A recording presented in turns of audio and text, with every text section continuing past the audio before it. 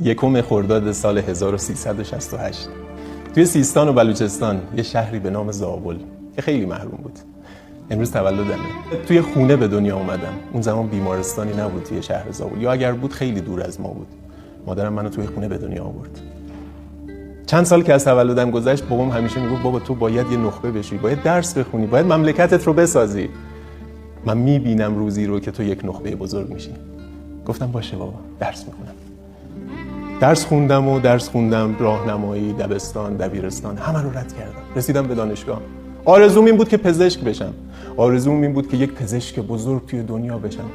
عاشق پزشکی بودم، دوست داشتم یه پزشک بزرگ بشم. ولی از سد کنکور نتونستم عبور کنم. رفتم رشته الکترونیک، شروع کردم به ثبت اختراعات. اختراع اولی رو ثبت کردم، اختراع دهمی رو ثبت کردم، اختراع 15می رو ثبت کردم، اختراع 20می رو ثبت کردم. ولی هیچ اتفاقی نیفتاد. برای هیچ کسی مهم نبود. گفتم شاید اختراع مهم نیست، باید یه کار بزرگتر بکنم. رفتم سوئیس مدال گرفتم، رفتم کره مدال گرفتم، رفتم آمریکا مدال گرفتم، رفتم روسیه مدال گرفتم، رفتم کویت مدال گرفتم.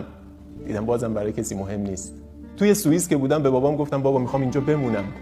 میخوام اینجا بمونم و درس بخونم و زندگی کنم، همینجا بمونم. بابام برگشت به من گفت که تو باید برگردی و وطنت رو، کشورت رو بسازی. اگر تو برنگردی ما میمیریم. گفتم باشه.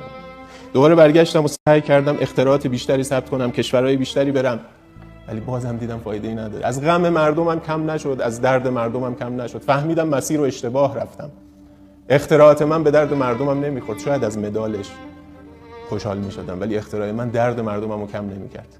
تصمیم گرفتم کارخونه بزنم، تصمیم گرفتم با قدرت برم جلو، کارخونه‌ای بزنم که خیلی از این جوونا تو شاغل بشن. شروعی بشه برای احداث کارخونه‌های بیشترم. زحمت کشیدم.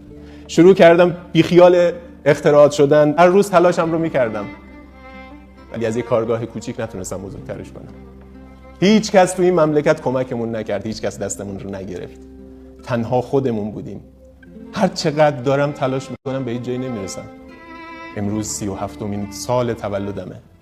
امروز روزی بود که من آرزوی اینو داشتم در سال قبل که کارخونه‌مو احداث کنم، ولی بهش نرسیدم. براش تلاش میکنم، ولی میدونید درد من چیه؟ دارم به این فکر میکنم جوونایی که مثل من بودن اون وسطای راه کم آوردن، ول کردن، رفتن. من دلم داره برای اونا میسوزه. واقعا دلم برای اونا میسوزه. مملکت